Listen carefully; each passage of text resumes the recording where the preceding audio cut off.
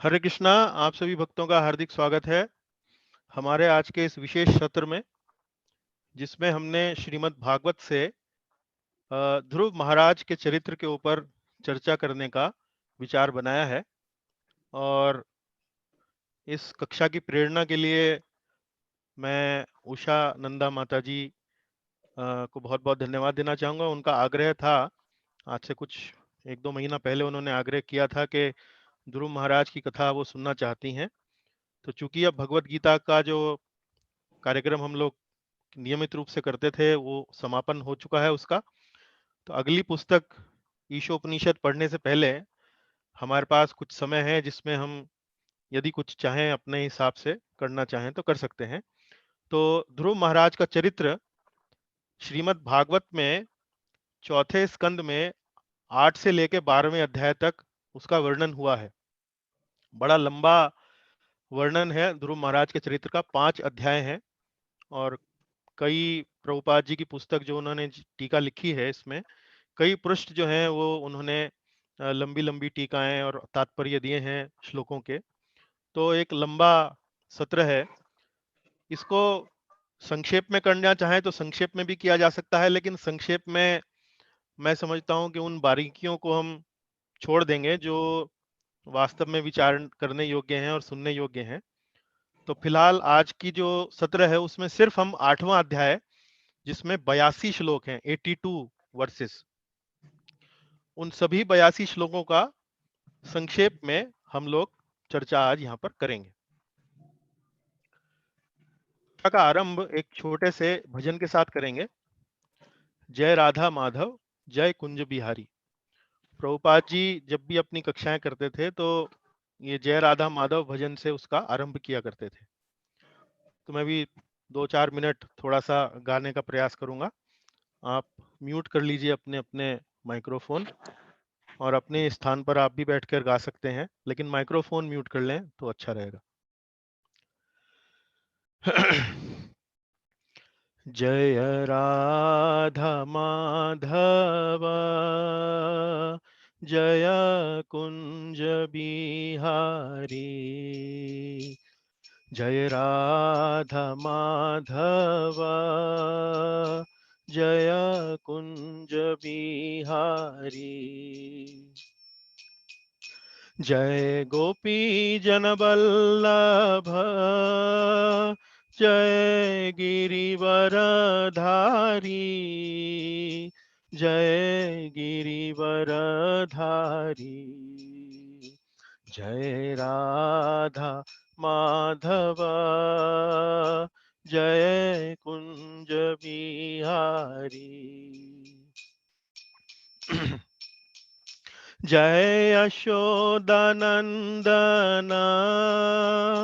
जय ब्रज जनरंजन। जय ब्रज जनरंजन। जय यशोदानंदन, जय ब्रज जनरंजन। जय ब्रज जनरंजना। यमुना तीरवनचारी, जय कुंज बिहारी। जय कुंज बिहारी। यमुना तीरवनचारी, जय कुंज बिहारी। जय कुंज बिहारी। जय राधा माधव, जय कुंज बिहारी। जय गोपी जन वल्लभ, जय गिरिवर धारी। जय गिरिवर धारी। हरे कृष्णा कृष्णा कृष्णा कृष्णा हरे हरे। हरे राम रामो रामो राम हरे हरे। हरे कृष्णा कृष्णा कृष्णा कृष्णा हरे हरे, हरे राम रामो रामो राम हरे हरे, हरे कृष्णा कृष्णा कृष्णा कृष्णा हरे हरे, हरे रामो राम राम हरे हरे। जयो राधा माधव राधे, जयो सीताराम जयो लक्ष्मण हनुमान, सीताराम जयो लक्ष्मण हनुमान, जयो नरसिंह देव जयो नरसिंह देव, नरसिंह देव जयो नरसिंह देव, हरि बोल हरि बोल निताय गौर हरि बोल, जयो जयो प्रभुपाद प्रभुपाद प्रभुपाद, जयो जयो प्रभुपाद, जयो जयो गुरुदेव गुरुदेव गुरुदेव, जयो जयो गुरुदेव। हरिनाम संकीर्तन की जय, शिला प्रभुपाद की जय। ओम नमो भगवते वासुदेवाय, ओम नमो भगवते वासुदेवाय, ओम नमो भगवते वासुदेवाय। नारायणं नमस्कृत्य नरं चैव नरोत्तमं, देवीं सरस्वतीं व्यासं ततो जयमुदीरयेत्। नष्टप्रायेष्व भद्रेषु नित्यं भागवत सेवया, भगवति उत्तमश्लोके भक्तिर्भवति नैष्ठिकी। कृष्णाय वासुदेवाय देवकीनन्दनाय च नन्दगोपकुमाराय गोविन्दाय नमो नमः।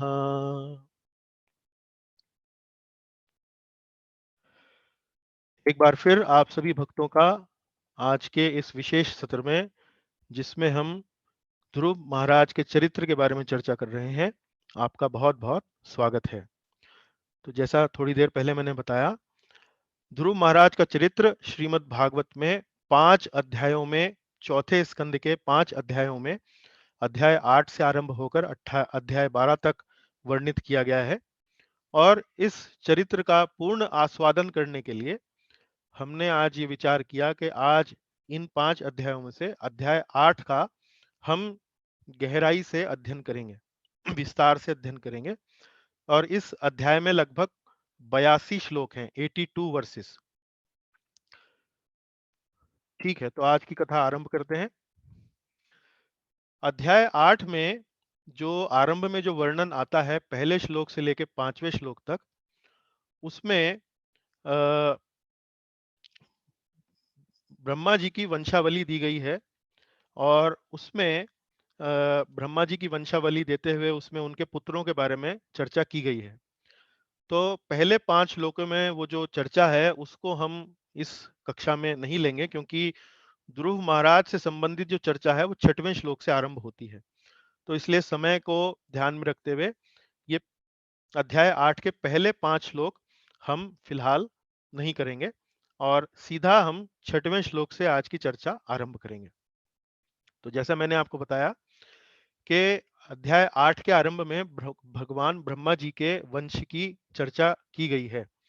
और उस वंश की चर्चा करते हुए पहले 5 श्लोकों में कुछ व्यक्तित्वों के बारे में बताया गया है। लेकिन 6वें श्लोक में चूंकि अध्याय 8 में मुख्य रूप से चर्चा जो है ध्रुव महाराज की होने वाली है, तो 6वें श्लोक से जो चर्चा आरंभ होती है वो होती है स्वयंभू मनु और उनकी पत्नी शत्रुपा के पुत्रों के गुणगान से। एक श्लोक होता है 6वां श्लोक, वहां से वो चर्चा आरंभ की जाती है। अब स्वयंभू मनु और उनकी पत्नी शत्रुपा वास्तव में ये कौन है? तो जैसे भगवान श्री कृष्ण से कौन उत्पन्न हुए? ब्रह्मा जी उत्पन्न हुए। और भगवान ब्रह्मा जी के उत्पन्न होने के बाद उन्होंने उस पूरी सृष्टि का सृजन किया। अब ब्रह्मा जी के जो पुत्र थे वो थे स्वयंभू मनु। तो भगवान श्री कृष्ण से ब्रह्मा जी की उत्पत्ति हुई, ब्रह्मा जी से उनके जो पुत्र थे वो थे स्वयंभू मनु। और स्वयंभू मनु की जो पत्नी थी उनका नाम था शतरूपा। अब इनके जो पुत्र थे, इनके पुत्रों में से जो दो पुत्र हुए, स्वयंभू मनु और उनकी पत्नी शतरूपा से दो पुत्र हुए जिनके नाम थे उत्तानपाद और प्रियव्रत। उत्तानपाद और प्रियव्रत। तो आप देखिए, भगवान श्री कृष्ण के बाद ब्रह्मा जी के बाद स्वयंभू मनु, और स्वयंभू मनु उनके दो पुत्र हुए उत्तानपाद और प्रियव्रत।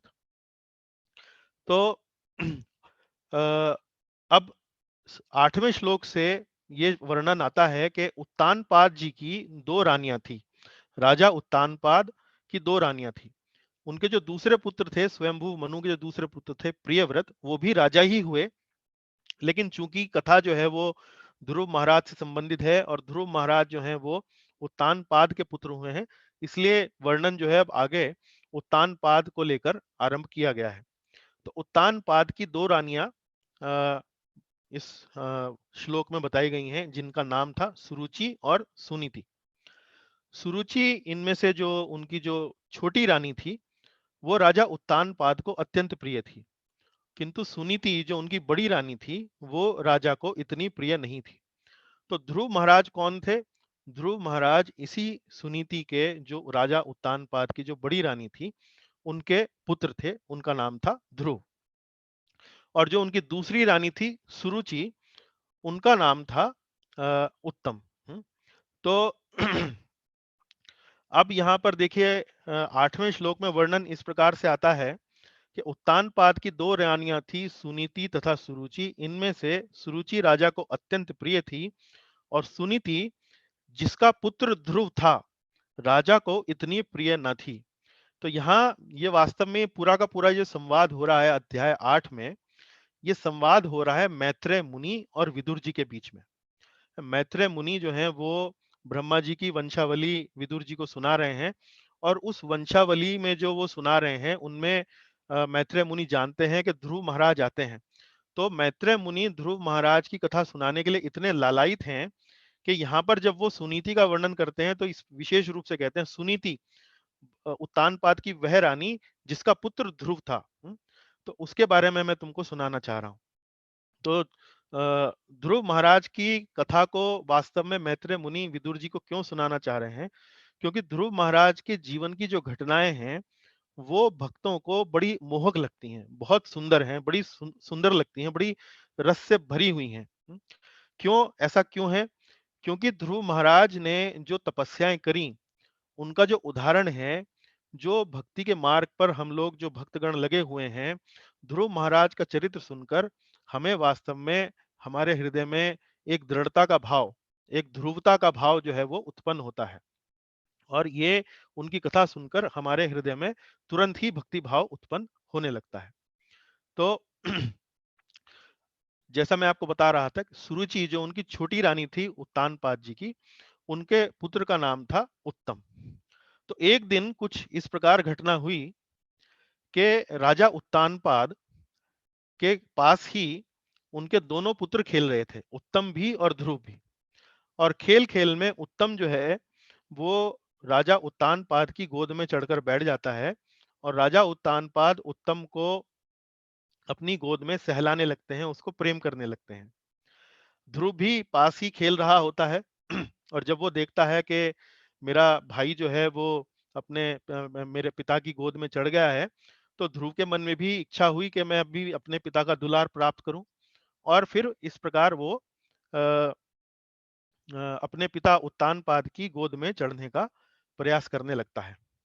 अब वहीं पर उत्तानपाद और उत्तम और ध्रुव जिस कक्ष में थे, वहीं पर उत्तम की माता सुरुचि भी वहां पर उपस्थित थी।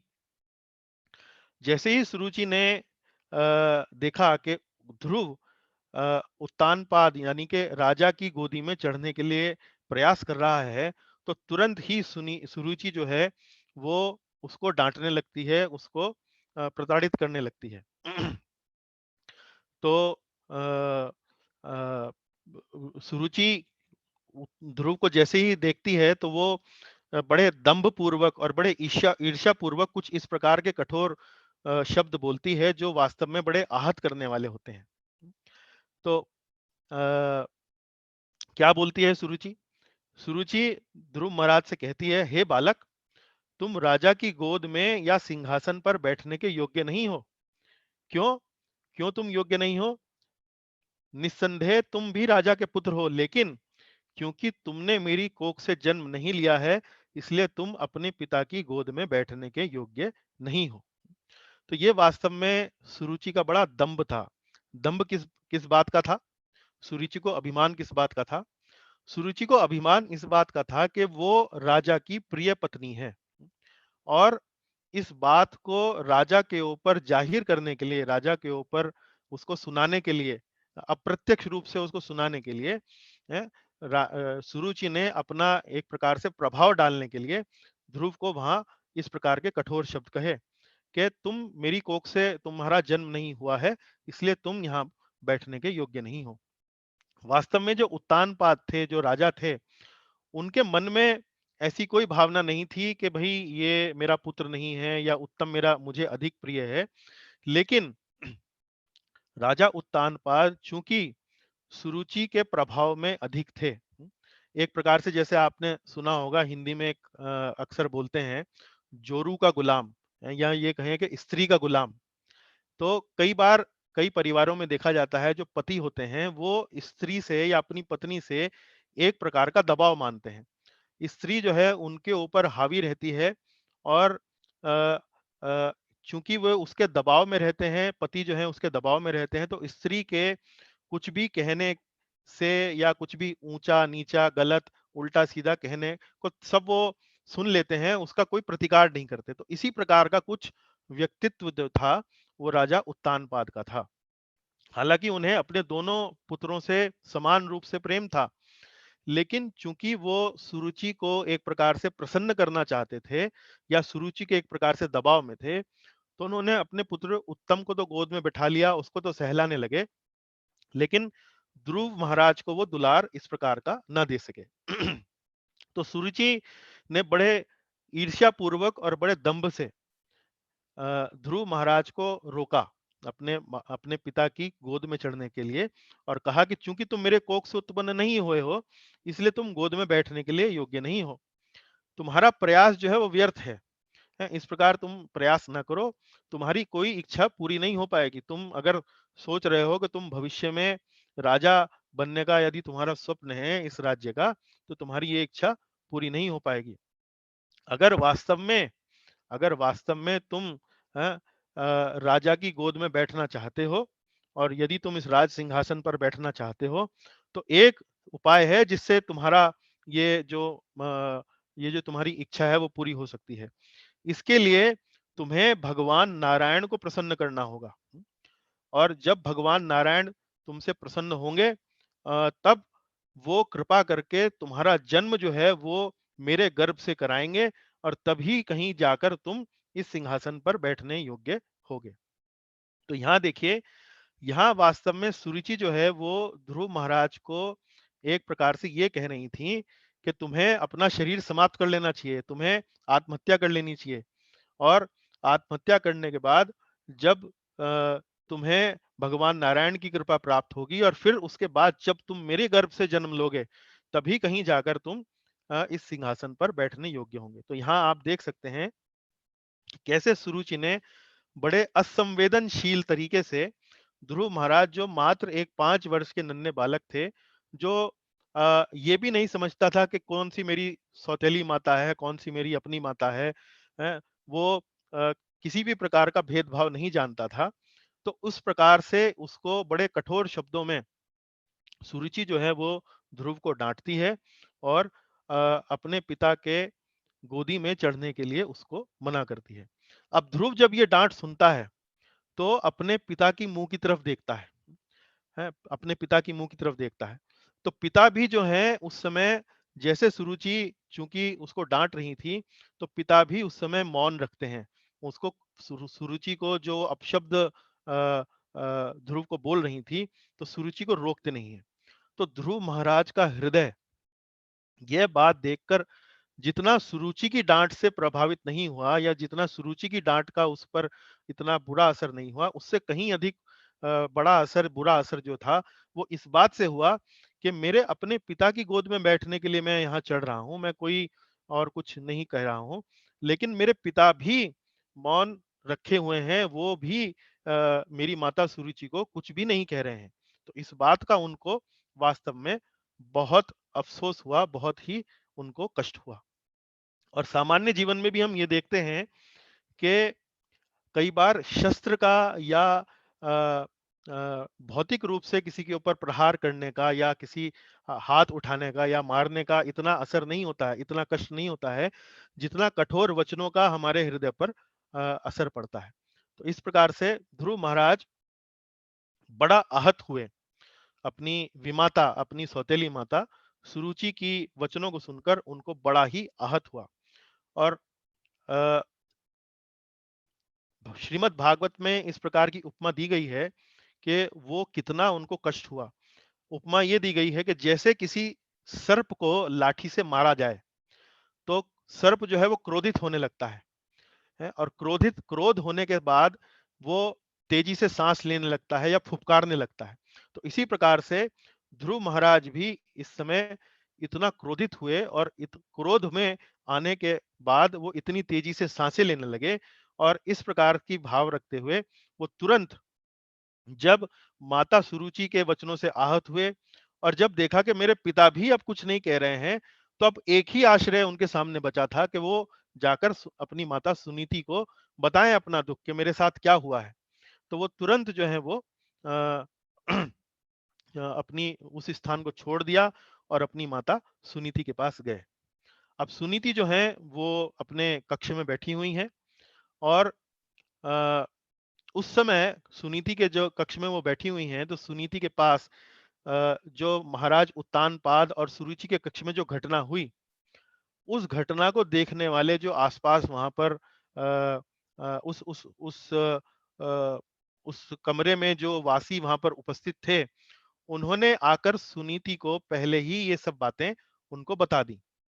अब ध्रुव महाराज जब आए अपनी माता सुनीति के पास, तो उनके होंठ जो थे वो क्रोध से कांप रहे थे। जैसे होता है ना, अक्सर क्रोध में अक्सर व्यक्ति जो है वो अपने ऊपर, उसके अंगों पर उसका वश नहीं रहता है, कभी होंठ होंठ कांपते हैं, कभी हाथ कांपते हैं। इस प्रकार से ध्रुव महाराज के होंठ कांप रहे थे, जोर जोर से सिसक सिसक कर रो रहे थे। तो सुनीति ने जैसे ही देखा, रानी सुनीति ने जैसे ही देखा, तो उन्होंने अपने लाडले को तुरंत गोद में उठा लिया, और उन्हें पहले ही पता लग चुका था कि अंतापुर जो वहां उस कक्ष में जो भी घटना हुई है, तो वासियों ने जब उनको वो घटना सुनाई, तो उनको बड़ा ही कष्ट हुआ, सुनीति को भी बड़ा कष्ट हुआ। अब यहाँ सुनीति को कितना कष्ट हुआ उसके बारे में यहाँ पर वर्णन किया गया है भागवत में। यह उपमा दी गई है कि जैसे किसी जंगल में आग लग जाए। जैसे जंगल में जो आग लगती है तो बड़ी भयानक लगती है, बड़ी तेजी से लगती है, और बड़ी भयावह होती है। बलशाली होती है, रुकने का नाम नहीं लेती है। तो ऐसी जंगल की आग में मान लीजिए चारों तरफ आग लगी हुई है, और बीच में कोई एक कोमल सी कोई लता है, कोई बेल है। तो इस प्रकार की जो बेल है उसका उदाहरण यहाँ पर सुनीति के लिए दिया गया है। सुनीति की ऐसी हालत हो गई कि जैसे जंगल में आग लगी हो, और आग आग लग जाने से वो जो बेल हैं, उसके जो पत्ते हैं वो जब झुलस जाते हैं, तो इसी प्रकार से सुनीति का जो मुख था वो जो कमल के समान सुंदर था, है वो इस प्रकार से जब उन्हें ये पता लगा कि उसकी जो सौत है सुरुचि, उसने डांटा, और उनके जो पति हैं उत्तानपाद, जो राजा हैं, उन्होंने भी कोई प्रतिकार नहीं किया, किसी प्रकार का वहां पर रुकावट नहीं करी।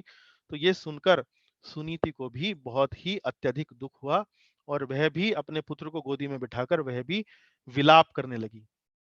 तो देखिए, जो विलाप करना होता है उसका क्या मतलब होता है। एक तो होता है रुदन। रुदन होता है जैसे हम लोग रोते हैं, और रोते हैं चुपचाप अश्रुपात करते हैं, कोई कुछ बोलते नहीं है, तो उसको बोलते हैं रुदन। लेकिन विलाप क्या होता है, विलाप में व्यक्ति जब रोता भी है और कुछ ना कुछ बोलता भी है, बड़बड़ाता भी है, उसको विलाप करना कहते हैं। तो इस प्रकार से अपने सौत की इस प्रकार की धृष्टता के कारण और अत्यधिक कष्ट के कारण सुनीति जो है वो विलाप करने लगी। विलाप करते हुए वो क्या बोल रही थी? वास्तव में उनकी स्थिति इस समय ऐसी थी कि उनको कोई भी रास्ता नहीं सूझ रहा था। उनको बड़ा ही एक तरह से ऐसे लग रहा था कि अब मेरे इस कष्ट का जो निवारण है वो वास्तव में कुछ नहीं होगा। मैं इसका कोई इलाज नहीं ढूंढ पाऊंगी, क्योंकि इलाज किसे वास्तव में करना था? इलाज करना था ध्रुव के पिता उत्तानपाद को, क्योंकि सुरुचि का व्यवहार बड़ा गलत था और उत्तानपाद ही बीच बचाव करके उसको व्यवहार को ठीक कर सकते थे। लेकिन जब उत्तानपाद ही स्वयं मौन रखे रहे और उस गलत व्यवहार को ध्रुव के साथ हो जाने दिया, तब सुनीति के मन में भाव ये था कि मैं इसका क्या इलाज करूं? मैं तो इसका कोई इलाज कर ही नहीं सकती हूँ। लेकिन इतनी दुख की स्थिति में होते हुए भी इतनी दुख की स्थिति में होते हुए भी सुनीति जो है वो अपना मनोबल नहीं छोड़ती है। सुनीति उसके मन में जो संस्कार थे, जो उसके मन में जो अच्छी भावना थी, वो भी उसका त्याग नहीं करती है। इस समय वो अपने पुत्र को यही शिक्षा देती है। वो अपने पुत्र को मुख्य रूप से 3 बातें कहती है। हुँ? वो अपने पुत्र से कहती हैं कि हे मेरे पुत्र, तुमको किसी की भी अमंगल की कामना नहीं करनी चाहिए। मुझे मालूम है कि तुम्हें इस समय बड़ा कष्ट हो रहा है। अपनी विमाता, अपनी सौतेली माता सुरुचि के वचनों से इस समय तुम बड़ा आहत हो और तुम कोई ना कोई इसका प्रतिशोध जो है तुम्हारे मन में इस समय उत्पन्न हो चुका है। तुम उसका कुछ ना कुछ समाधान ढूँढना चाह रहे हो। लेकिन मैं तुमको ये कहना चाहती हूँ कि किसी के भी अमंगल की कामना हमको नहीं करनी चाहिए। जो भी दूसरों को कष्ट पहुँचाता है, वह स्वयं दुःख भोगता है। तो वास्तव में सुनीति यहाँ अपने छोटे से बालक ध्रुव को क्या कहना चाह रही हैं? वो ये कहना चाह रही हैं कि अगर हमारा अपमान हुआ है या हमें किसी से हमको कष्ट पहुँचा है, तो वास्तव में वो हमारे ही कर्मों के कारण है। तो ये कह रही हैं कि दूसरों को जो कष्ट पहुँचाता है, वह स्वयं दुःख भोगता है। तो हमें वास्तव में किसी के अमंगल की कामना नहीं करनी चाहिए, क्योंकि अंततः हमको ही कष्ट पहुँचेगा यदि हम किसी के अमंगल की कामना करेंगे। और फिर वो अपनी जो उनकी जो सौतन है सुरुचि, वो कहती हैं अपने पुत्र ध्रुव से कि तुम्हारी विमाता सुरुचि ने वास्तव में ठीक ही कहा है। और क्या ठीक कहा है? उन्होंने ठीक ही कहा है, क्योंकि तुम्हारे पिता जो हैं मुझे अपनी पत्नी तो क्या, वो दासी भी नहीं ठीक से समझते हैं। उन्हें मुझे स्वीकार करने में लज्जा आती है। तो ये बात सत्य है कि तुमने एक अभागी स्त्री के कोख से जन्म लिया है और तुम ऐसी अभागी स्त्री का दूध पीकर चूंकि तुम बड़े हुए हो, इसलिए वास्तव में तुम्हारी जो सौतेली माता है सुरुचि, उन्होंने ठीक ही कहा है कि तुम भी एक अभागे पुत्र हो। और फिर एक बात और तुम्हारी जो सौतेली माता है उन्होंने ये भी बहुत ठीक कहा है, हालांकि उनके वचन सुनने में बड़े कटु हैं लेकिन सत्य हैं। उन्होंने ये बात बिल्कुल ठीक कही है कि यदि तुम उस सिंहासन पर बैठना चाहते हो जिस पर तुम्हारा भाई उत्तम बैठेगा, तो तुम्हें अपना ईर्ष्या भाव त्याग कर वास्तव में अपनी विमाता की, अपनी सौतेली माता की आदेशों का पालन करना चाहिए और तुम्हें बिना किसी विलंब पूर्ण पुरुषोत्तम भगवान के चरण कमलों की पूजा में लग जाना चाहिए। तो यहाँ देखिए, यहाँ इस बात से पता लगता है कि वास्तव में सुनीति जो स्त्री थी, भीतर से बहुत संस्कारवान थी। और संस्कारवान ही नहीं, यहाँ तक कि उसके वचनों से ये लगता है कि वो भगवान श्री कृष्ण की अनन्य भक्त थी। क्योंकि भक्त के हृदय में ही इस प्रकार की भावना, इस प्रकार की शिक्षा जो है वो हमेशा हरदम रहती है कि किसी का अमंगल मत करो। यदि कोई किसी को कष्ट पहुंचाता है तो वह स्वयं दुख स्वयं भोगता है। और यदि तुम्हें अपने जीवन में कोई भी अपनी इच्छा पूरी करनी है, तो उसके लिए तुम्हें भगवान की ही आराधना आरंभ करनी होगी। तो ये 3 बातें सुनीति ने अपने पुत्र ध्रुव को कही कि हाँ, तुम्हारी विमाता जो कह रही हैं, वो ठीक ही तो कह रही हैं। हालांकि वो सुनने में बड़ी कड़वी है बात। अब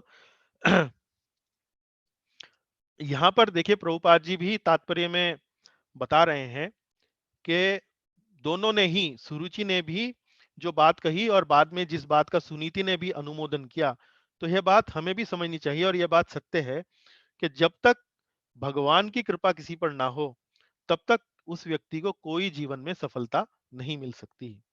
आपन सोची होवत नहीं, प्रभु सोची तत्काल है। आपन सोची होवत नहीं, प्रभु सोची तत्काल। जो हम लोग सोचते हैं, हम लोग अपने सोचने से जो प्रयास करते हैं, उनमें सफलता नहीं मिलती, लेकिन जैसे ही प्रभु की कृपा होती है, भगवान की कृपा होती है, प्रभु सोची तत्काल, जैसे ही भगवान की कृपा होती है, तो वह हमको तुरंत ही प्राप्त हो जाता है। इस बात को समझाने के लिए अब सुनीति जो है ध्रुव को उनके उनके परिवार से ही उदाहरण देती हैं। तो उदाहरण देने के लिए वो दो लोगों का नाम लेती हैं। एक तो ध्रुव महाराज के जो परदादा हैं। तो ध्रुव महाराज के पिता कौन हुए? उत्तानपाद। उत्तानपाद के पिता पिता कौन हुए? स्वयंभू मनु। और स्वयंभू मनु के पिता कौन हुए? ब्रह्मा जी। तो ध्रुव महाराज के परदादा कौन हुए? ब्रह्मा। और उनके जो दादा हुए वो कौन हुए? मनु। तो सुनीति ध्रुव महाराज को कहती हैं कि भगवान इतने महान हैं कि तुम्हारे परदादा ब्रह्मा ने मात्र उनकी शरण कमलों की पूजा द्वारा इस ब्रह्मांड की सृष्टि करने की योग्यता अर्जित करी।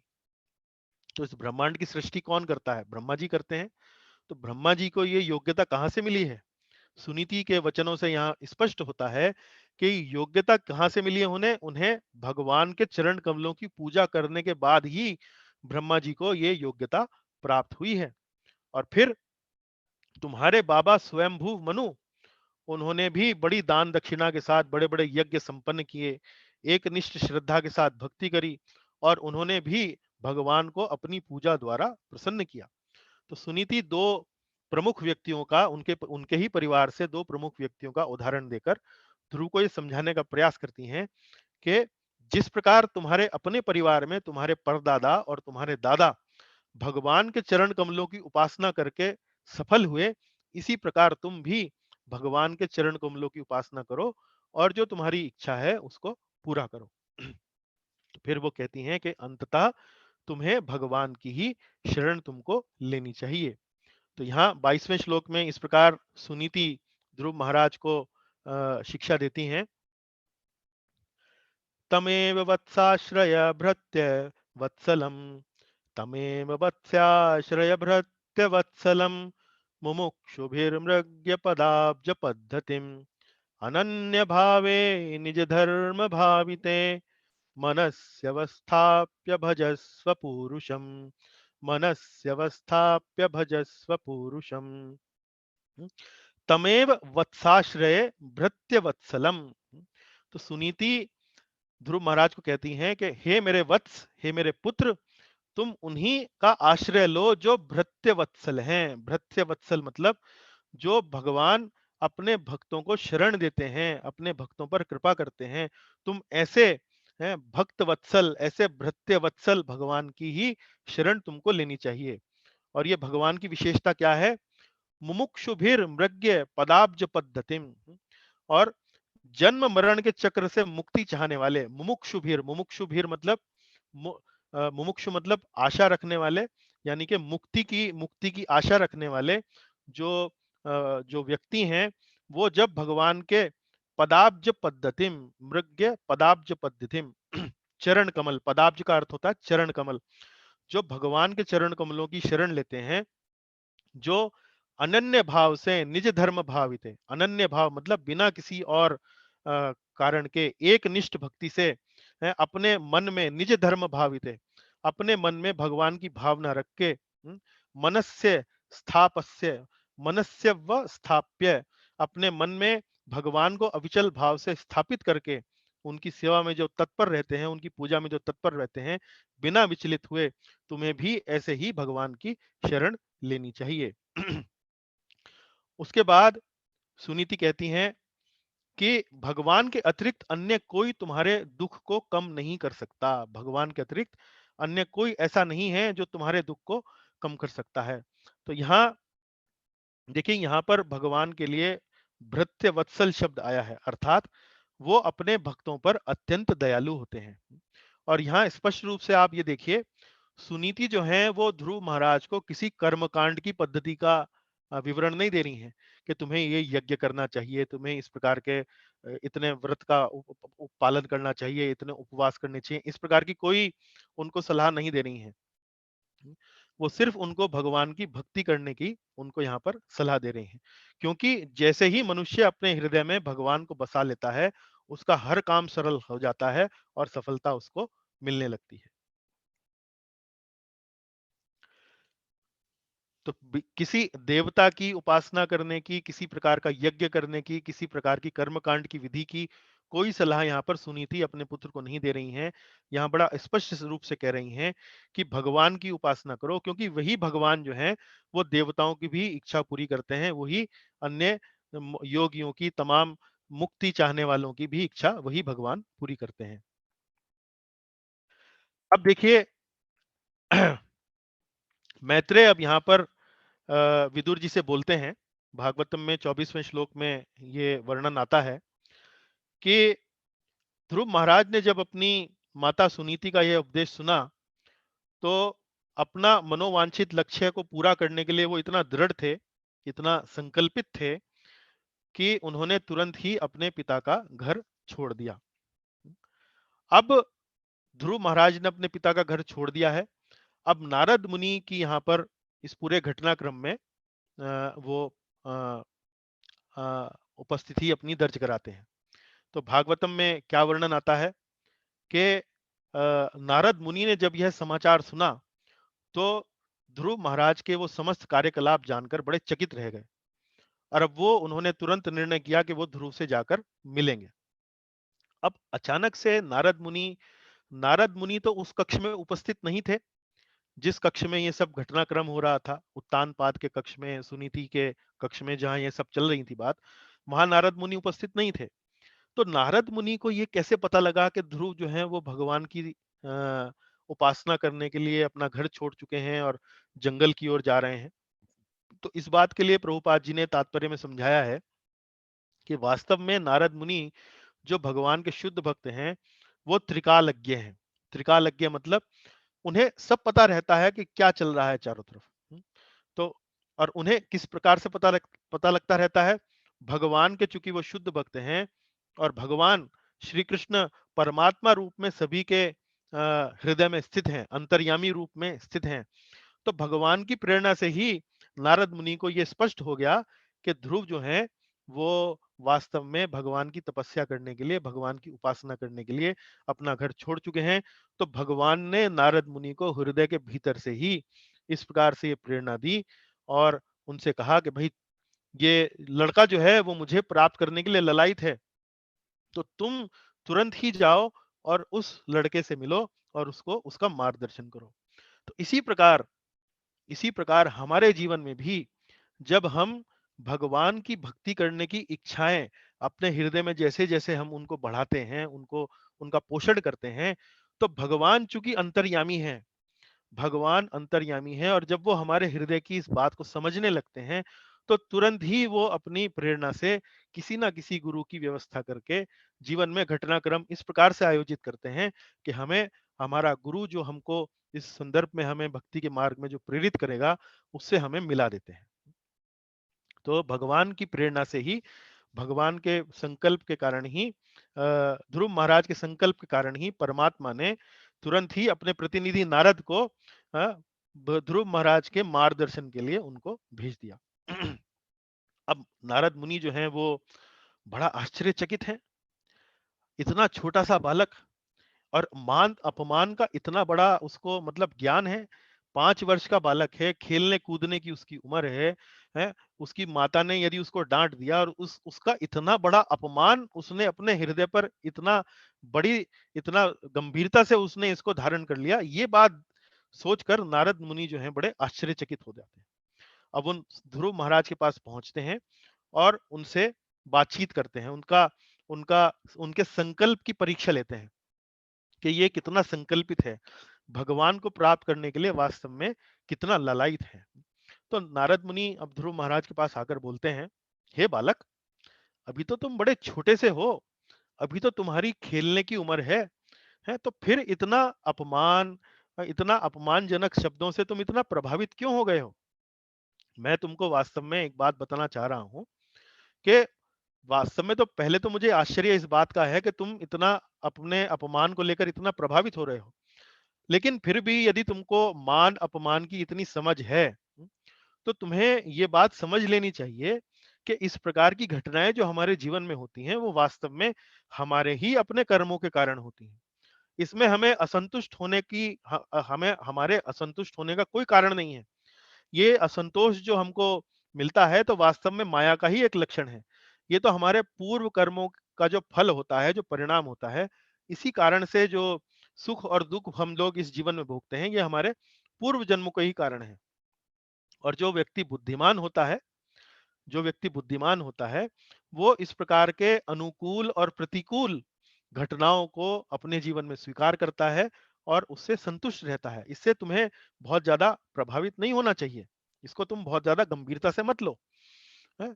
और अगर गंभीरता से ले भी रहे हो, तो ये समझ लो कि भई तो हमारे कर्मों का फल है। हमने ही पिछले जन्म में कुछ गलत किया होगा जो हमारे साथ इस प्रकार का घटनाक्रम इस जीवन में हो रहा है। और फिर आगे बताते हैं कि तुमने अपनी माता के उपदेश से भगवान की कृपा प्राप्त करने के लिए जो योग विधि का पालन करने का जो तुमने निश्चय किया है, मैं तुम्हारी जानकारी के लिए बताना चाह रहा हूं कि ये जो भी क्रियाकलाप हैं, ये सामान्य व्यक्तियों के लिए कर पाने बड़े कठिन हैं। तो नारद मुनि देखिए यहाँ पर एक नन्हे से 5 वर्ष के बालक के संकल्प की परीक्षा यहाँ पर ले रहे हैं, उसे हतोत्साहित कर रहे हैं, उसे निरुत्साहित कर रहे हैं कि जो काम करने तुम निकले हो वास्तव में इतना सरल नहीं है। कहाँ तुम इन चक्करों में पड़ गए हो? तुम्हारी खेलने कूदने की उम्र है। इतना लंबा चौड़ा मान सम्मान का विषय जो है तुम अपने जीवन में मत बनाओ और तुम वापस घर लौट जाओ। तो भगवान को प्रसन्न करना बड़ा कठिन है। बड़े बड़े योगी असफल हो गए हैं। बड़े बड़े योगियों ने बड़े प्रयत्न किए हैं, बड़े विविध प्रकार की तपस्याएं करी हैं, अनेक प्रकार से भगवान का साक्षात्कार करने का प्रयास किया है, लेकिन इस मार्ग पर उनको सफलता नहीं मिल पाई है। तो हे नन्हे बालक, तुम्हें इस प्रकार का प्रयत्न नहीं करना चाहिए। तुम्हें सफलता मिलने की संभावना देखो मुझे तो बहुत कम लगती है। अच्छा हो कि तुम वापस घर चले जाओ। जब थोड़ा बड़े हो जाओ, परिपक्व हो जाओ, इन सब बातों की समझ आ जाए, दृढ़ता आ जाए, तब तुम इसके लिए तुमको अवसर मिलेगा, तब तुम थोड़ा सा बड़े होने पर इस प्रकार का प्रयास करना, लेकिन अभी तुम वापस जाओ। और फिर थोड़ी शिक्षा उनको देते हैं। शिक्षा देते समय बताते हैं कि जो हर प्रकार की अवस्था में संतुष्ट रहे, वह अज्ञान के अंधकार को पार कर लेता है।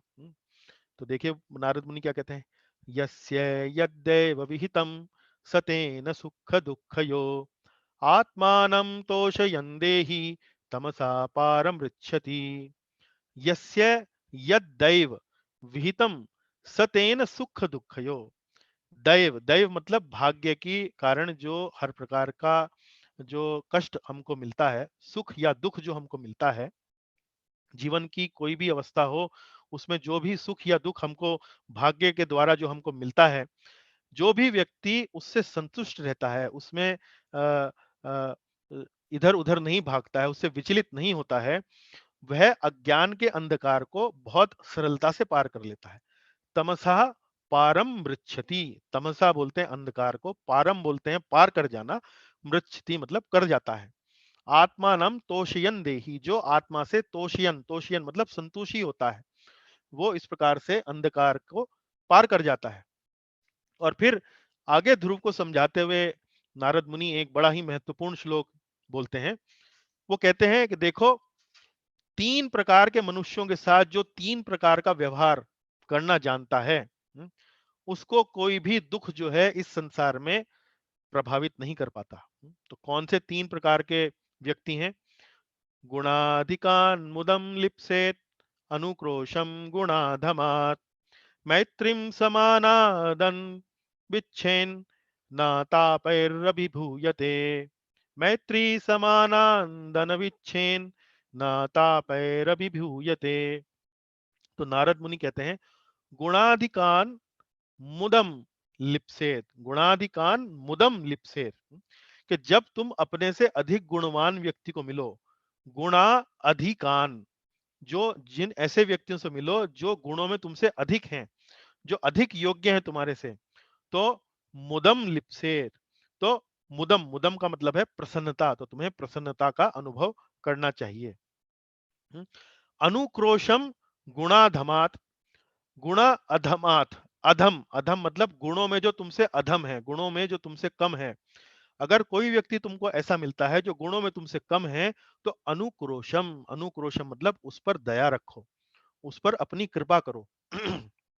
फिर मैत्रीम समानांदन विच्छेन, और जो तुम्हारे समान है, मैत्रीम समानाद है, जो तुम्हारे समान है, जो तुम्हारे जैसे हैं, उन व्यक्तियों के साथ तुम मैत्री करो है। और यदि तुम इस प्रकार का व्यवहार करना सीख जाओ इस जगत में अन्य लोगों से, तो ना तापैर अभिभूयते, ना तापैर, ताप मतलब दुख, अभिभूयते, अभिभूयते मतलब प्रभावित होना।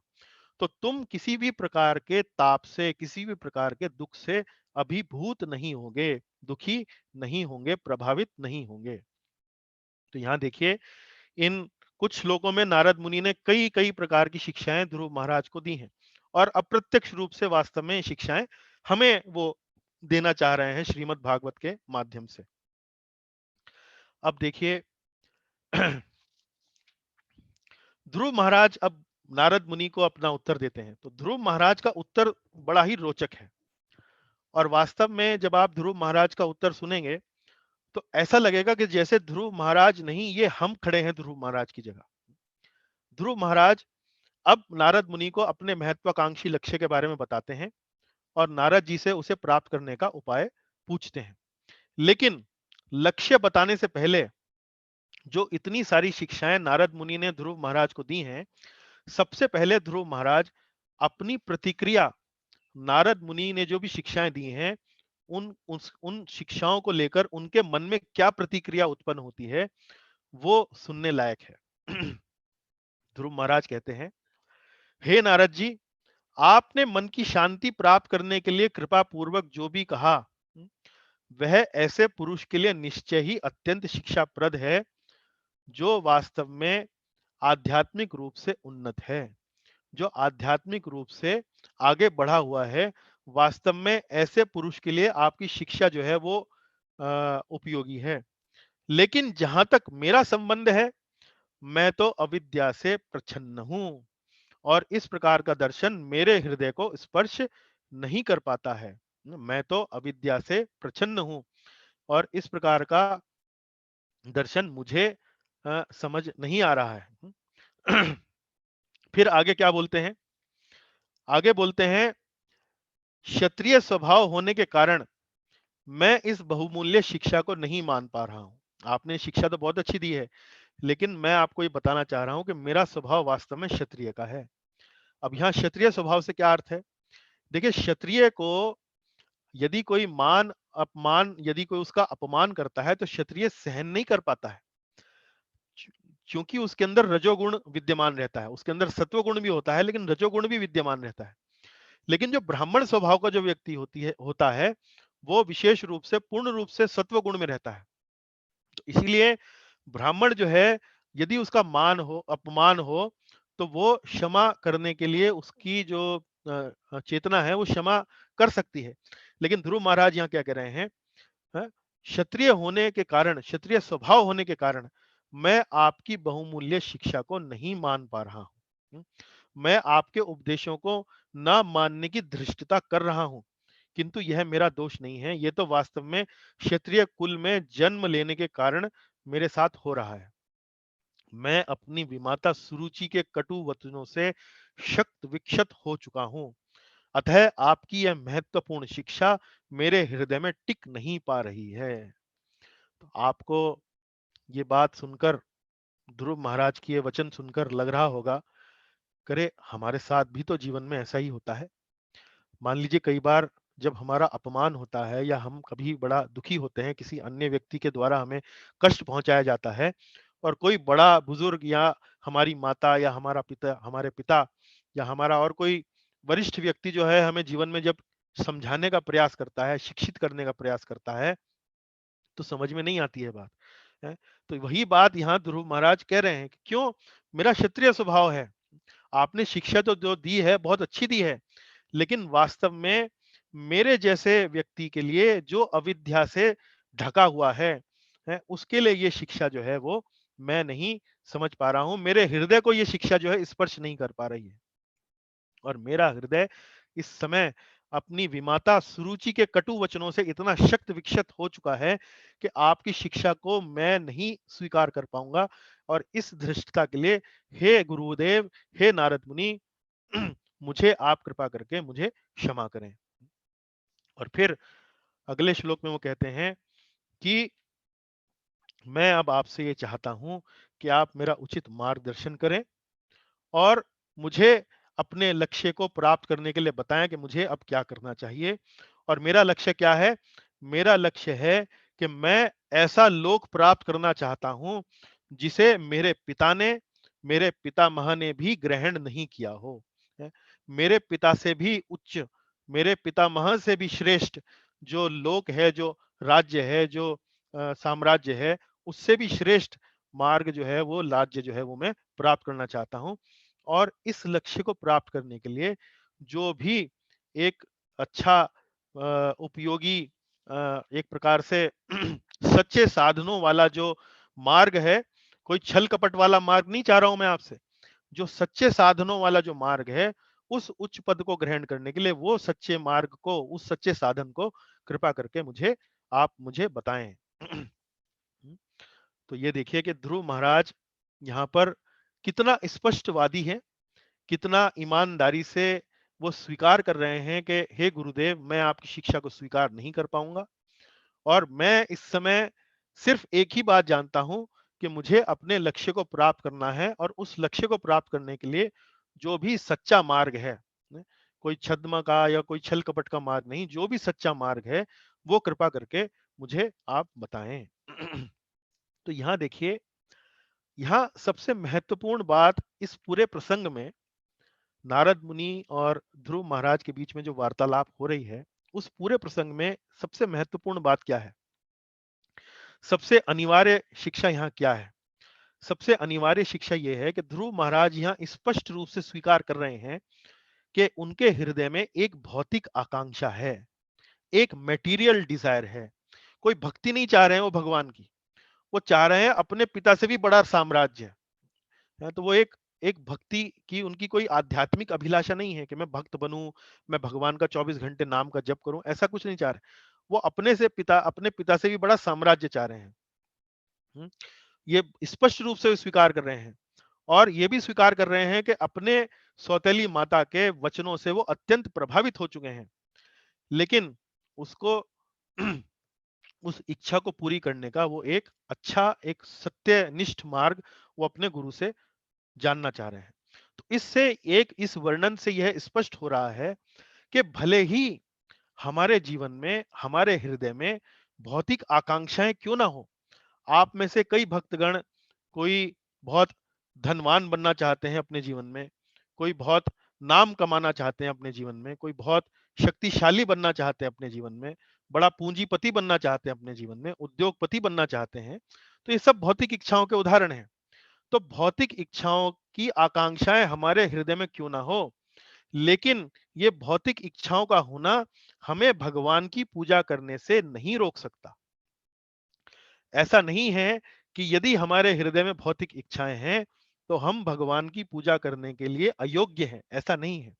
और ये बात स्पष्ट रूप से ध्रुव महाराज अपने गुरुदेव नारद मुनि के सामने बड़ी ईमानदारी से, बड़ी सत्यनिष्ठा से उनके सामने यहाँ पर प्रस्तुत कर रहे हैं। और फिर आगे वो कहते हैं कि हे गुरुदेव, हे विद्वान ब्राह्मण, है, आप मुझे कृपा करके अनुग्रहित करें, मेरा मार्गदर्शन करें। आप सूर्य के समान तेजस्वी हैं, आप ब्रह्मा के सुयोग्य पुत्र हैं। आप ब्रह्मांड भर में वीणा बजाते हुए समस्त विश्व के कल्याण के लिए विचरण करते रहते हैं। आप सूर्य के समान हैं और समस्त जीवों के लाभ के लिए ब्रह्मांड भर में चक्कर काटते रहते हैं। हे गुरुदेव, कृपा करके मेरा मार्गदर्शन करें। तो ध्रुव महाराज बार बार क्यों कह रहे हैं कि आप सूर्य के समान हैं? क्योंकि सूर्य का स्वभाव होता है कि वो बिना किसी भेदभाव के जो भी उनके संपर्क में आते हैं उनको अपना प्रकाश जो है वो वितरित करता है। तो इसी प्रकार से ध्रुव महाराज नारद मुनि से कह रहे हैं कि आप भी इस प्रकार मुझे भी बिना किसी भेदभाव के मुझ पर कृपा करें और मुझे मेरा मार्गदर्शन करें। अब यहाँ पर देखिए, जो बात अभी मैं थोड़ी देर पहले कह रहा था कि भक्ति के लिए कोई भी योग्यता की, किसी भी विशेष योग्यता की आवश्यकता नहीं है। और श्रीमद् भागवतम जैसा जो ग्रंथ है, जिसमें भगवान की शुद्ध भक्ति का बड़ा ही विशद, बड़ा ही विशाल विवरण जो है इस ग्रंथ में दिया गया है, उसी श्रीमद् भागवत में इस श्लोक के माध्यम से जो दूसरे अध्याय के जो दूसरे स्कंद के तीसरे अध्याय का 10वां श्लोक है, ये बात स्पष्ट होती है। जो ध्रुव महाराज ने अभी हमने जो प्रसंग में जो चर्चा करी, वो श्लोक इस प्रकार है। अकामः सर्वकामो वा मोक्ष काम उदारधीः तीव्रेण भक्ति योगेन यजेत पुरुषं परम। तो यहाँ देखिए क्या कहा जा रहा है। अकाम, सर्व काम और मोक्ष काम है। तीन काम, तीन तरह के काम। काम मतलब कामनाएं, इच्छाएं। तो पहली कामना क्या है? अकाम मतलब भौतिक इच्छाओं से मुक्त, कोई कामना नहीं है।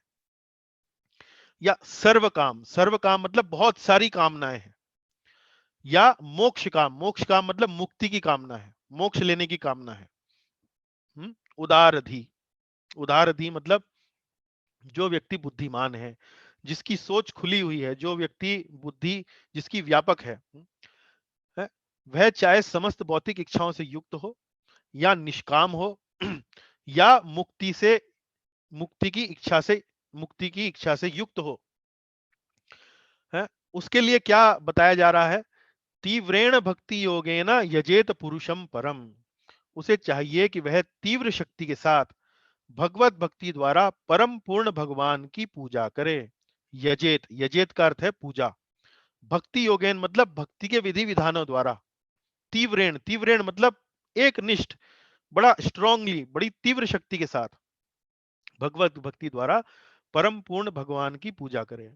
तो कई बार भक्तगण हमसे पूछते हैं कि प्रभु जी, बचपन बीत गया, जवानी बीत गई, बुढ़ापा आने को तैयार हो रहा है या बुढ़ापा भी आ गया, लेकिन हमने आपकी कक्षाओं में या श्रीमद् भागवत के संदेश से या श्रीमद् भगवत गीता के संदेश से अभी हमको पता लगा कि वास्तव में जीवन का लक्ष्य तो भक्ति करना था।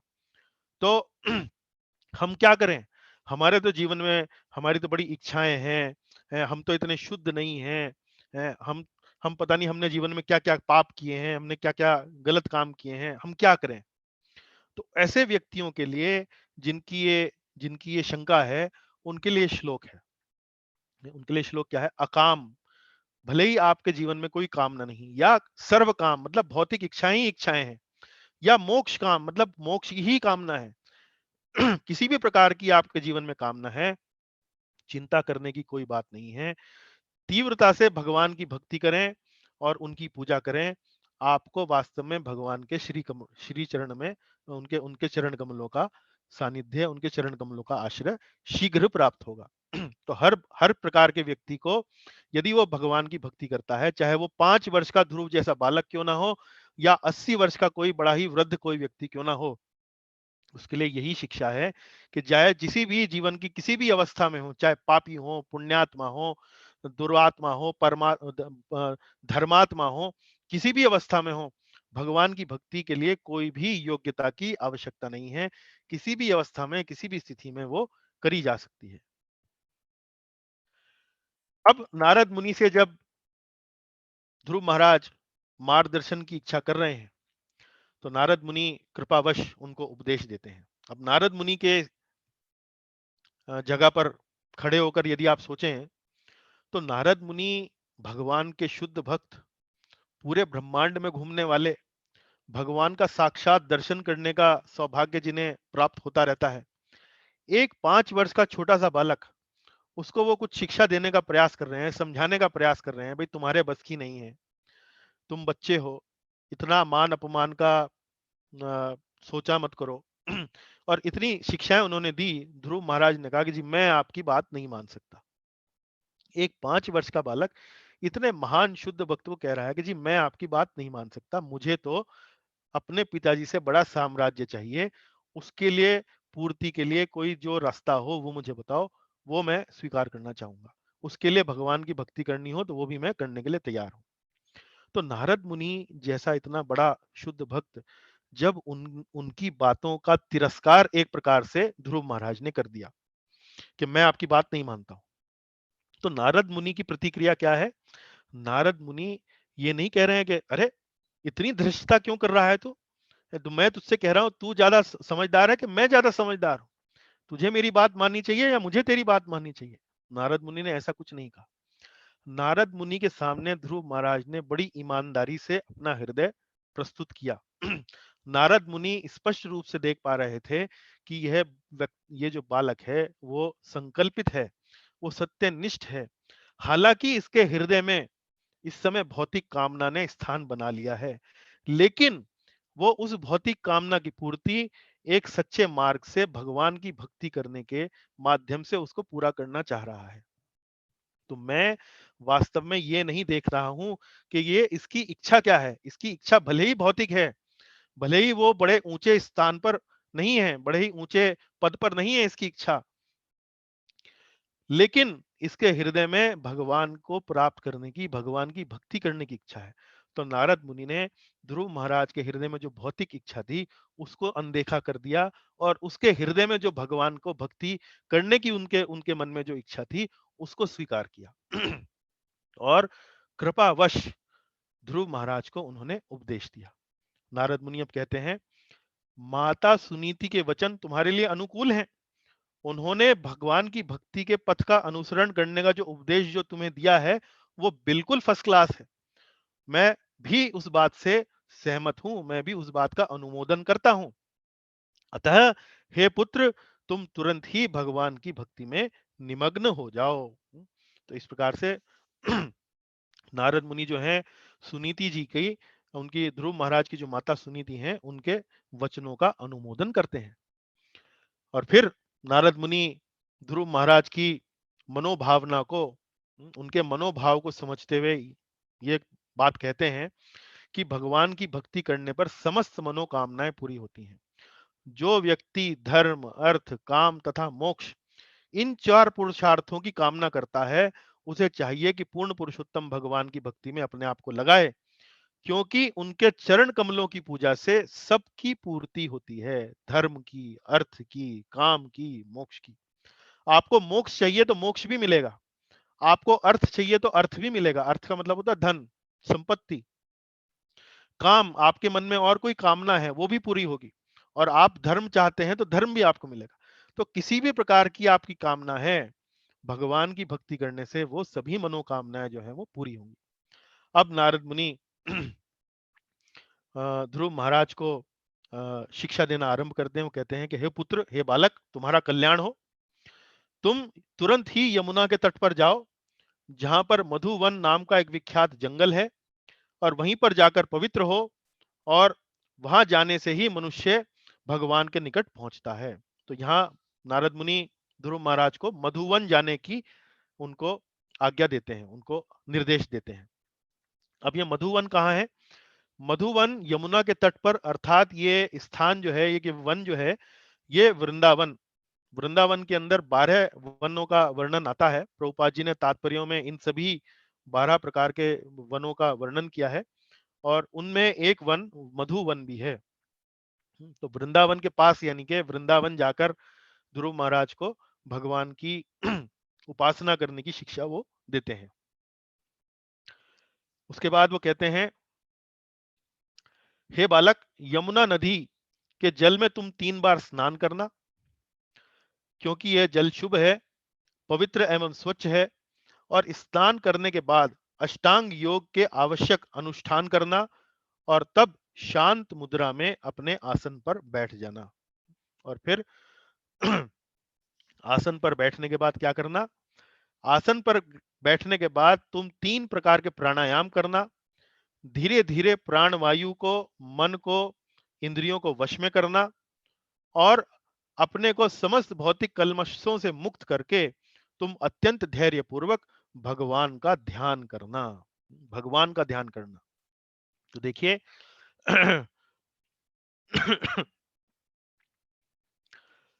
नारद मुनि भी ध्रुव महाराज को भगवान के रूप का ध्यान करने का यहाँ पर आश्वासन दे रहे हैं, यहाँ पर निर्देश दे रहे हैं।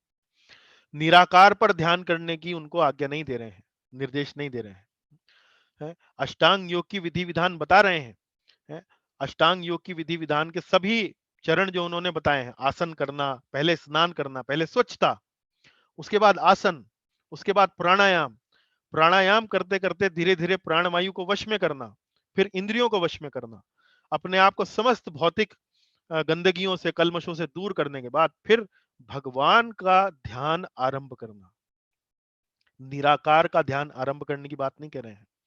तो इस प्रकार से ये हम देख सकते हैं कि वास्तव में नारद मुनि जो हैं वो ध्रुव महाराज को भगवान की भक्ति करने का, उनके साकार रूप पर ध्यान करने का यहाँ पर शिक्षा दे रहे हैं। और उसके बाद तुरंत, ये शिक्षा देने के बाद तुरंत 45वें से लेकर 51वें श्लोक तक भगवान के सुंदर रूप का वर्णन वो ध्रुव महाराज के सामने करते हैं। वर्णन में क्या कहते हैं? भगवान का मुख अत्यंत सुंदर है, प्रसन्न मुद्रा में रहता है, देखने वाले भक्तों को वो कभी भी अप्रसन्न नहीं दिखते हैं, सदैव वरदान देने के लिए उद्यत रहते हैं, उनके नेत्र, भौवें, नासिका, चौड़ा मस्तक है, सभी अत्यंत सुंदर हैं और वो समस्त देवताओं से अधिक सुंदर हैं। इस प्रकार से अलग अलग प्रकार के वचनों से विस्तृत रूप से भगवान के रूप का वर्णन वो यहाँ पर कर रहे हैं। उसमें 46वां जो श्लोक है बड़ा ही सुंदर है और उस श्लोक का एक पाठ जरा हम यहाँ करेंगे, उसका अर्थ भी जानने का प्रयास करेंगे। भगवान के रूप का वर्णन करते हुए क्या कहते हैं? तरुणम रमणीयांगम, तरुणम रमणीयांगम, अरुणोष्ठे अरुणोष्ठे क्षणाधरम, प्रणताश्रयम नम्नम शरण्यम करुणार्णवम, प्रणताश्रयणम नम्नम शरण्यम करुणार्णवम। अर्थात तरुणम, भगवान का रूप सदैव युवा अवस्था में रहता है, तरुण रहते हैं, हमेशा तरुण जैसे दिखते हैं, युवा दिखते हैं। रमणीयांगम, रमणीयांगम मतलब उनके शरीर का अंग प्रत्यंग सुगठित व दोष रहित है, रमणीय है, बड़ा सुंदर है। अरुण ओष्ठे क्षणाधरम, अरुण ओष्ठ, अरुण ओष्ठ, अरुण ओष्ठ मतलब ओष्ठ बोलते हैं होठों को, अरुण मतलब बोलते हैं गुलाबी या लाल। उनके नेत्र तथा होठ उदीयमान सूर्य की भांति गुलाबी हैं। अरुण जो है वो सूर्य को भी बोलते हैं अरुण है। अरुण, सूर्य का रंग क्या हो जाता है? अरुण मतलब जो मॉर्निंग में, जो सुबह सवेरे जो सूरज निकलता है उसका रंग जो है थोड़ा गुलाबी होता है। उनके नेत्र तथा होठ उदीयमान सूर्य की भांति गुलाबी से हैं। प्रणत आश्रयणम, प्रणत आश्रयणम मतलब, प्रणत मतलब प्रणीत, जो भगवान का जो प्रणाम कर रहे हैं, जो भगवान को प्रणाम करते हैं उनको आश्रय देते हैं, वे शरणागतों को सदैव शरण देने वाले हैं। नृम्णम, नृम्णम मतलब जिनके दर्शन का अवसर मिलता है वह सभी प्रकार से संतुष्ट हो जाते हैं। नृम्णम का अर्थ हुआ यहाँ पर दिव्य रूप से मनोहर। प्रणत आश्रयणम नृम्णम, शरण्यम करुणार्णवम, करुणार्णवम, अर्णव बोलते हैं समुद्र को और करुणा बोलते हैं दया। दया के सिंधु होने के कारण भगवान शरणागतों के स्वामी होने के योग्य हैं। शरण्यम करुणार्णवम। तो देखिए 45 से लेके 51वें श्लोक तक नारद मुनि भगवान के सुंदर रूप का वर्णन करते हैं और 46वें श्लोक में हमने विशेष रूप से जानने का प्रयास किया कि कितने सुंदर सुंदर विशेषणों से वो भगवान के रूप का वर्णन ध्रुव महाराज के सामने कर रहे हैं। तो अन्य श्लोकों को हम समय का अभाव होने के कारण उनका वर्णन नहीं करेंगे, लेकिन आप अपने समय में उनको पढ़ सकते हैं। हम सीधा अब 52वें श्लोक पर देखेंगे कि नारद मुनि अब उनको क्या कह रहे हैं।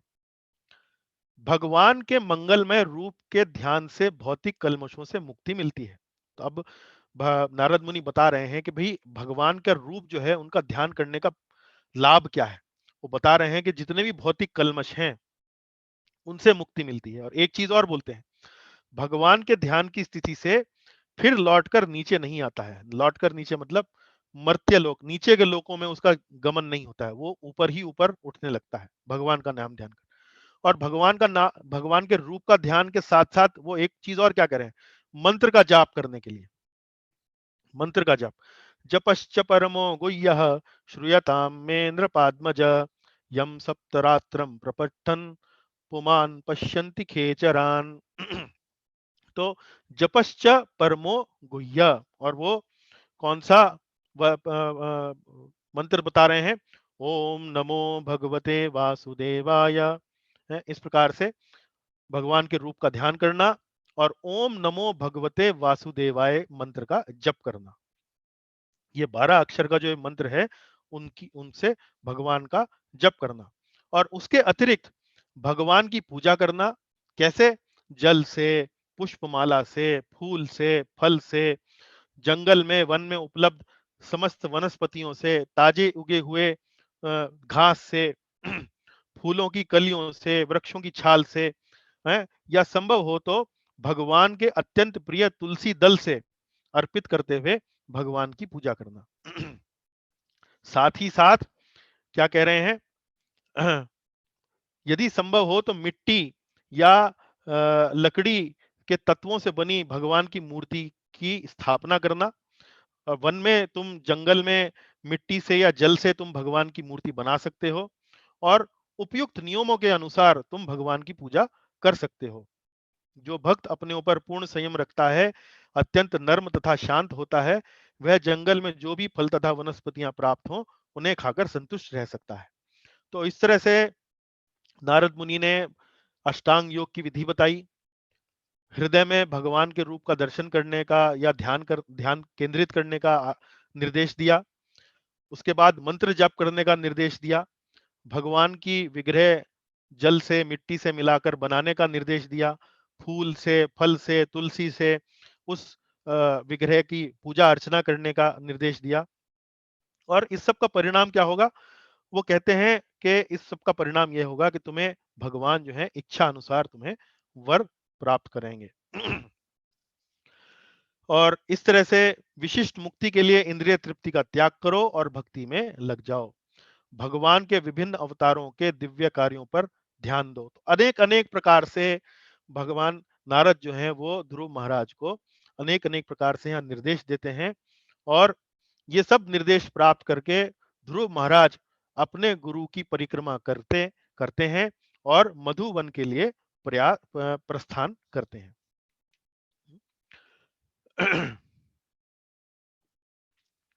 अब ध्रुव महाराज जब नारद मुनि से निर्देश प्राप्त करके मधुवन के लिए जा चुके हैं, तो नारद मुनि के मन में अब ये भावना होती है कि उत्तानपाद से मिला जाए। राजा उत्तानपाद देखा जाए, जाकर उनसे मिलकर ये समझा जाए कि वो क्या कर रहे हैं, किस मुद्रा में हैं, क्या सोच रहे हैं। तो ध्रुव के वन गमन के उपरांत नारद जो हैं वो उत्तानपाद से मिलने के लिए उनके राज्य पहुंचते हैं और उनकी कुशल क्षेम पूछते हैं, भाई कैसे हो, क्या चल रहा है, इत्यादि इत्यादि।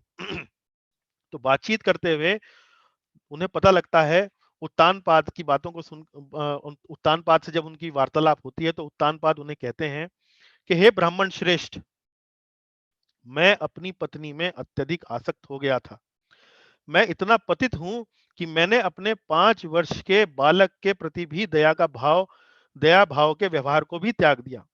मैंने उसे महात्मा तथा महान भक्त होते हुए भी माता सहित निर्वासित कर दिया है।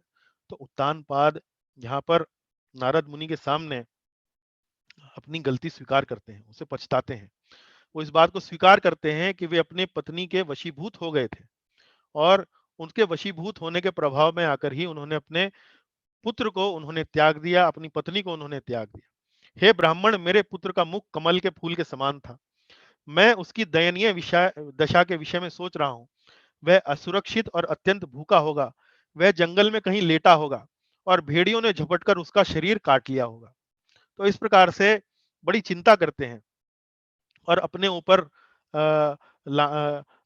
बड़ा क्रोधित होते हैं, स्वयं के ऊपर बड़ा क्रोधित होते हैं। कहते हैं, जरा देखिए तो मैं कैसा स्त्री का गुलाम हूं, जरा मेरी क्रूरता के विषय में तो सोचिए। वह बालक प्रेमवश मेरी गोद में चढ़ना चाहता था, किंतु मैंने ना तो उसको आने दिया, न ही उसे एक क्षण दुलारा। जरा सोचिए मैं कितना कठोर हृदय हूं। तो देखिए, जीवन में वास्तव में हमें इस प्रकार के गलतियां नहीं करनी चाहिए, लेकिन मनुष्य है, गलतियों का पुतला है, गलतियां होती हैं, मनुष्य का स्वभाव है गलती करना। लेकिन एक बार गलती करने के बाद दोबारा गलती जो है वो नहीं दोहराना चाहिए। तो उत्तानपाद का पश्चाताप ये बता रहा है कि वो वास्तव में गलती तो कर चुका है, लेकिन पश्चाताप करने से उसने अपने गलतियों के कारण जो उसको कर्म फल मिलना था, उसका प्रभाव उसने वास्तव में काफी कम कर लिया है। नारद उत्तानपाद की बात सुनकर उसको आश्वासन देते हैं कि देखो, ध्रुव के बारे में ज्यादा चिंता ना करो, वो सुरक्षित है और बालक बड़ा ही दृढ़ स्वभाव का है, तुम्हें उसकी चिंता नहीं करनी चाहिए। उसकी ख्याति जो है पहले ही संसार भर में फैल चुकी है और वो जल्दी ही लौट कर आएगा, तुम ज्यादा चिंता ना करो। और इस प्रकार से राजा को जब वो संतुष्ट करते हैं नारद मुनि, तो उत्तानपाद इस बात को सुनकर बड़ा उनको ढाढ़स बनता है, उनको अच्छा लगता है। और अब उत्तानपाद अपने राजकाज का सारा कार्य छोड़कर केवल अपने पुत्र ध्रुव के विषय में ही 24 घंटा सोचने लगते हैं। अब उधर कथा जो है वो चलती है वापस पुनः एक बार मधुवन की ओर, जहां ध्रुव महाराज भगवान की तपस्या करने में लगे हुए हैं। तो भगवान की कठोर तपस्या का, ध्रुव महाराज की कठोर तपस्या का वर्णन भागवतम के इन श्लोकों में दिया गया है। तो कैसे उन्होंने तपस्या आरंभ करी। मधुवन में यमुना के पास जाकर यमुना में उन्होंने स्नान किया, उन्होंने उपवास किया। तत्पश्चात नारद मुनि की जो बताई हुई विधि थी, उससे वो भगवान की आराधना करने लगे। और बड़ी कठोर तपस्या ध्रुव महाराज ने करी। पहले महीने उन्होंने केवल कपित्थ फल हर तीसरे दिन उन्होंने खाया। 3 दिन तक भूखे रहते और तीसरे दिन अपना उपवास तोड़ते। और एक फल का यहाँ वर्णन दिया गया है, इसका नाम है कपित्थ। कपित्थ जो है उसको हिंदी में कैथा बोलते हैं। और प्रायः ये जो फल हैं वो बंदर खाते हैं। लेकिन ध्रुव महाराज ने स्वाद की तृप्ति के लिए नहीं, किंतु शरीर के निर्वाह के लिए ऐसे फलों को ग्रहण करना स्वीकार किया। दूसरे महीने में उन्होंने केवल सूखी घास खाई, और वो भी हर 6 दिन में, सूखी घास और पत्ते हर 6 दिन में। तीसरे महीने केवल जल पीकर रहे, और जल भी कितने दिन बाद पीते थे? 9वें दिन, हर 9वें दिन। और चौथे मास में तो हर 12वें दिन केवल वायु पीकर ही अपना गुजर बसर किया करते थे। 5वें मास में श्वास रोकने पर उनका पूर्ण नियंत्रण हो गया, अपनी सांस को पूरी तरह से उन्होंने अंदर रोक लिया। एक पांव पर खड़े होकर पर ब्रह्म में मन केंद्रित कर लिया। पर ब्रह्म में मन केंद्रित उन्होंने अपना कर लिया। तो यहां देखिए 76वें श्लोक में वर्णन क्या आता है। 5वें महीने में राजपुत्र महाराज ध्रुव ने श्वास रोकने पर ऐसा नियंत्रण प्राप्त कर लिया कि वे एक ही पांव पर खड़े रहने में समर्थ हो गए, मानो कोई अचल ठूंठ हो। अचल ठूंठ, अचल ठूंठ मतलब जैसे आपने जंगल में कई बार देखा होगा कि कोई कटा हुआ पेड़ होता है। तो वो बिल्कुल स्थिर वहां पर रहता है, कहीं हिलता डुलता नहीं है। बिल्कुल जैसे कोई बड़ा पेड़ हो तो हवा चलती है तो हिलता डुलता भी है, लेकिन वो ठूंठ जो होती है वो हिलती नहीं, बिल्कुल ठूंठ की तरह से एकदम गड़ी रहती। तो 5वें महीने में बिल्कुल एक पांव पर नियंत्रण करके खड़े रहे, बिल्कुल अचल, बिल्कुल एकदम बिना हिले डुले, और पर ब्रह्म में अपने मन को केंद्रित कर लिया। अब यहां पर वर्णन आया है 77वें श्लोक में, इंद्रियों पर उनका पूर्ण नियंत्रण हो गया, मन को पूर्ण रूपेण भगवान के रूप पर स्थिर उन्होंने कर दिया। तो ये देखिए समाधि का यहाँ पर वर्णन एक प्रकार से दिया गया है कि भगवान के रूप पर ध्यान पूरी तरह से एकाग्र चित्त ध्रुव महाराज ने कर लिया। एक प्रकार से समाधि की अवस्था का यहाँ वर्णन कर रहे हैं। अब क्योंकि इस प्रकार जब ध्रुव महाराज ने समग्र भौतिक सृष्टि के आश्रय तथा समस्त जीवात्माओं के स्वामी भगवान को अपने वश में कर लिया, तो तीनों लोक हिलने लगे। तीनों लोक हिलने लगे मतलब ध्रुव महाराज ने वास्तव में अपने हृदय के अंदर भगवान को वश में कर लिया। तो जब पूरे ब्रह्मांड के जो स्वामी हैं भगवान, जो हर प्रकार की भौतिक और आध्यात्मिक शक्तियों के स्वामी हैं, जब वो भगवान ध्रुव महाराज के हृदय में वो स्थापित हो गए, तो उनका शरीर का जो भार था वो इतना अधिक हो गया कि उनके भार से, उनके शरीर के भार से तीनों लोग जो थे वो हिलने लगे। और आधी पृथ्वी जो है वो नीचे चली गई, आधी पृथ्वी वो नीचे धस गई, नीचे चलने लगी। और उसके बारे में उपमा दी गई है कि वो पृथ्वी ऐसे नीचे चली गई कि जैसे किसी छोटी सी नाव पर कोई विशाल हाथी जब कदम रखता है तो नाव कभी इधर डोलती है तो कभी उधर डोलती है। तो इसी प्रकार ध्रुव महाराज, चूंकि उनके हृदय के अंदर पर ब्रह्म मतलब भगवान स्वयं, जो समस्त आध्यात्मिक और भौतिक जगतों के स्वामी हैं, तो यानी कि समस्त पूरा ब्रह्मांड, पूरा पर ब्रह्म जो था वो ध्रुव महाराज के हृदय में जब स्थित हो गया तो उनका शरीर का भार इतना अधिक हो गया कि पृथ्वी डोलने लगी, जैसे हाथी के पांव रखते ही नाव डोलने लगती है। अब ध्रुव महाराज ने अपना सांस जो था भीतर केंद्रित कर रखा था, है, पूरा सांस पर पूर्ण रूप से नियंत्रण उन्होंने स्थापित कर लिया था, कोई सांस वो ले नहीं रहे थे। तो इस कारण से क्या हुआ कि समस्त ब्रह्मांड जो था वो अब ध्रुव महाराज के भीतर, और सांस वो ले नहीं रहे हैं।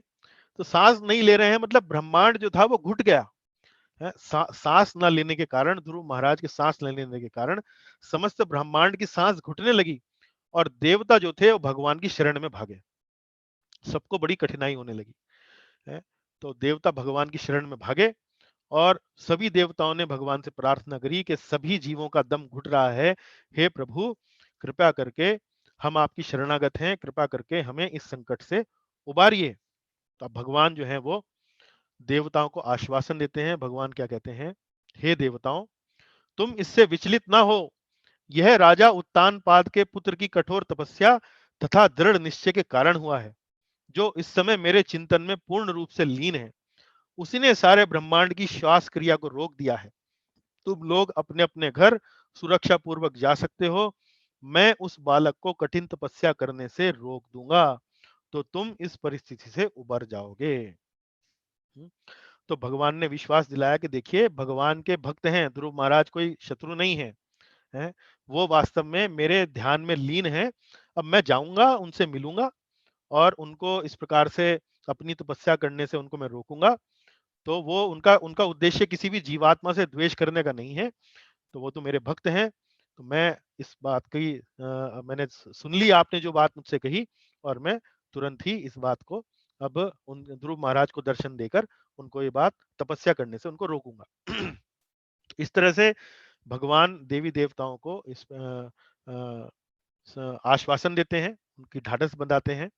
और अगले अध्याय में हम देखेंगे कि कैसे ध्रुव महाराज को भगवान वासुदेव स्वयं दर्शन देते हैं और फिर ध्रुव महाराज वापस अपने घर लौट जाते हैं।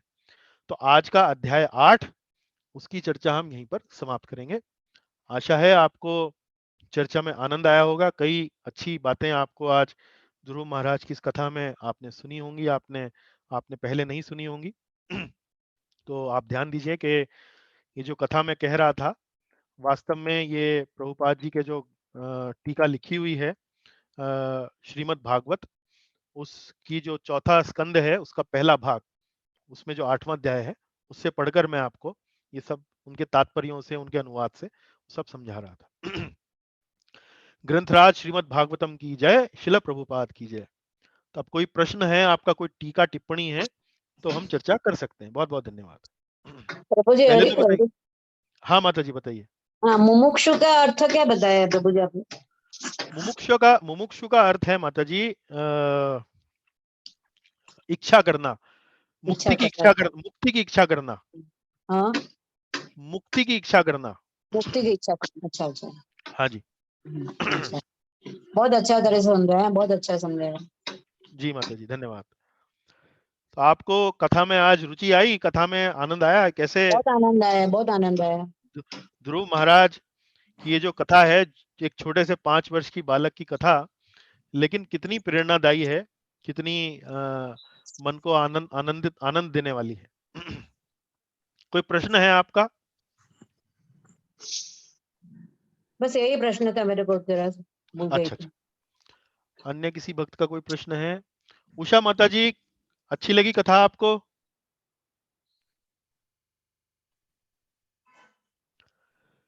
उषा माता जी चले वो म्यूट है, कोई बात नहीं।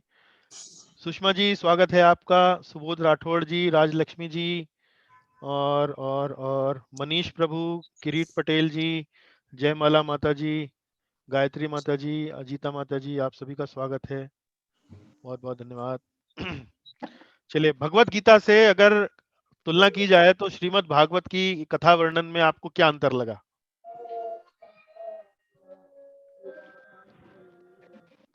These are just the stories. They are very nice stories. Nice stories, right? तो Yes, बड़ी sir. जल्दी समझ में आ जाती हैं। Yeah, right. बड़ी जल्दी समझ में आ जाती हैं। चलिए, गीता जी हैवी है।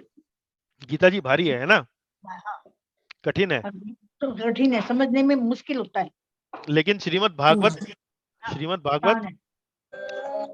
बिल्कुल ऐसे है जैसे शहद हाँ, है, जैसे शहद मुंह में डालते ही घुल जाती है, नहीं?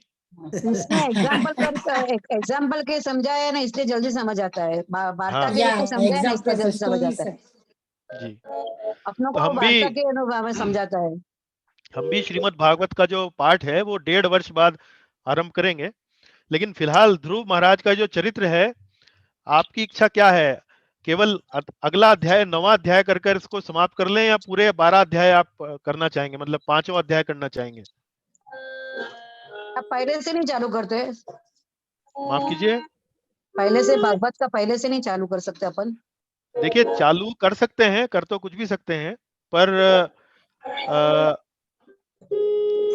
और बात यह है कि यदि हम जिस क्रम में प्रभुपाद जी ने हमें पुस्तक पढ़ने का जो हमें उपाय बताया है, यदि उस क्रम में हम पढ़ेंगे तो हमें भक्ति के बारे में बहुत अच्छे से मालूम पड़ेगा, और भागवत का जो पाठ है वो उतना ही अधिक आपके लिए रुचिकर बन जाएगा। अच्छा, आपको जो ठीक लगे वो। आपको मालूम है ज्यादा।